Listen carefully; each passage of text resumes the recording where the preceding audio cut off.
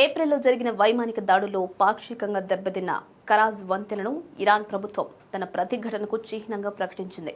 April 2న America, Israel దళాలు సంయుక్తంగా నిర్వహించిన ఆపరేషన్లో ఈ వంతెనపై 2 సార్లు క్షిపణి దాడులు జరిగాయి. ఈ దాడిలో సుమారు 8 మంది పౌరులు మరణించగా 95 మందికి పైగా గాయపడ్డారు. ఇరాన్ ఇంజనీర్లు స్వదేశీ సాంకేతికతతో ఈ వంతెన నిర్మించారు. దాడి అనంతరం దీనిని నేషనల్ హెరిటేజ్ సైట్గా ఇరాన్ గుర్తించింది. శత్రువుల దాడులు ఇరానియన్ల మనోధైర్యాన్ని దెబ్బతీయలేవని చెప్పడానికి దీనిని ఒక చిహ్నంగా మలిచారు. శత్రువు ధ్వంసం చేసిన ప్రతి వంతెనను, భవనాన్ని అంతకు ముందు కంటే పటిష్టంగా నిర్మిస్తామని ఇరాన్ విదేశాంగ మంత్రి అబ్బాస్ అరాగ్చీ ప్రకటించారు. ప్రస్తుతం దీని పునర్నిర్మాణ పనులు వేగంగా జరుగుతున్నాయి. ఏడాదిలోపు పూర్తి చేయాలని లక్ష్యంగా పెట్టుకున్నారు.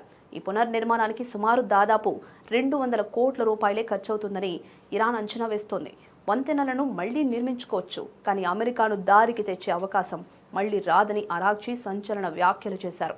ఇది వారి ప్రతిఘటన తీవ్రతను తెలుపుతోంది. కరాజ్ వంతెన ఎత్తు 136 మీటర్లు.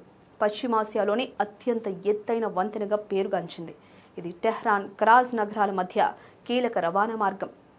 కేవలం ఒక రవాణా మార్గమే కాకుండా ప్రస్తుతం ఇరాన్, పశ్చిమ దేశాల మధ్య జరుగుతున్న యుద్ధంలో ఒక రాజకీయ యుద్ధ తంత్ర చిహ్నంగా నిలిచింది. కరాజ్ వంతెన ధ్వంసమైన కొద్ది గంటల్లోనే ఇరాన్ కంటికి కన్ను అన్నట్లుగా పశ్చిమ ఆసియాలోని 8 కీలక వంతెనల జాబితాను విడుదల చేసింది.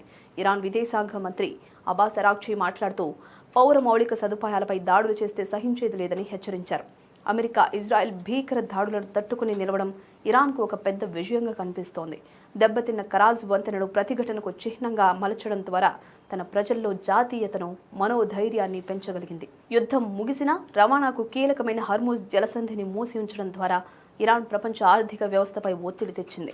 క్షిపణి, డ్రోన్ దాడులతో అమెరికా స్థావరాలకు నష్టం కలిగించడం ద్వారా అమెరికా బలానికి పరిమితులున్నాయని నిరూపించగలిగింది. ఇవన్నీ ఇరాన్ సాధించిన వ్యూహాత్మక విజయాలే అని చెప్పడంలో ఎటువంటి సందేహమూ లేదు.